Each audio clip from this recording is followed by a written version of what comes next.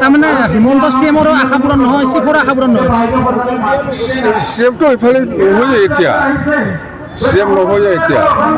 হিমন্ত বিশ্ব শৰ্মা ডাঙৰীয়াই এতিয়া অসমত যিহেতু CMৰ বহুত লাইন ধৰি আছিল, এতিয়া আশাই নাই তাৰ। সেইকাৰণে BTCত ধান্দা মাৰিছে। BTCটো আজি দেখিলেও কোনো পাব্লিকে একচেপ্ট নকৰে হিমন্ত বিশ্ব শৰ্মাক চিফ হ'বৰ কাৰণে। বৰ্তমান আপোনালোকৰ মিত্ৰতা নাই।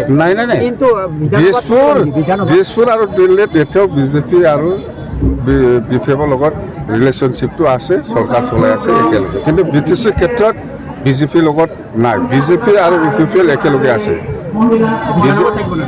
বিধানসভাটো পিছত আমি এতিয়া মানে BTC নিৰ্বাচনটো হওক আগত, আমি চৰকাৰ বনাই ল'ম, ইয়াৰ পিছত আমি আলোচনা কৰিম।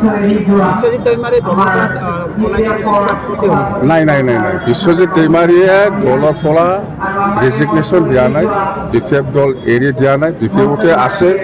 এই তাৰমানে আমি তাক এটা দায়িত্ব দিছিলোঁ যে আপুনি ৱাৰ্কিং প্ৰেচিডেণ্ট হিচাপে অলপ কাম কৰক। সেই হিচাপত মই দিছিলোঁ, ৱাৰ্কিং প্ৰেচিডেণ্টটোহে ৰেজিগনেশ্যন দিছে নালাগে বুলি। এই BPFতে আছে ভাইচ প্ৰেচিডেণ্ট। ভৱিষ্যতবাণী কি হ'ব বুলি ভাবে আপুনি বিজেপিত গৈ? যোৱা নাই নহয়, গ'লেহে কম মই। যোৱা নাই। ইমানুৱেল মোছাহাৰীও বিজেপিত যোৱা নাই, বিশ্বজিৎ দৈমাৰীও বিজেপিত যোৱা নাই। যোৱাৰ পিছতহে মই ক'ম মই কি ক'ব লাগে। হিমন্ত সিংহে এটা কথা কৈছে কি সাধাৰণ আজিকালি ভেলু নাই।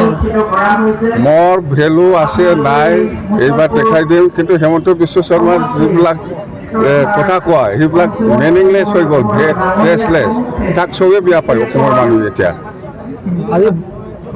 আজি প্ৰমোদ বৰুৱাই কৈছে যে প্ৰমোদ বৰুৱাৰ কাম নাই এইবিলাক। আমাৰ এতিয়া হিমন্ত বিশ্ব শৰ্মা আৰু মইহে কোনে জিকে।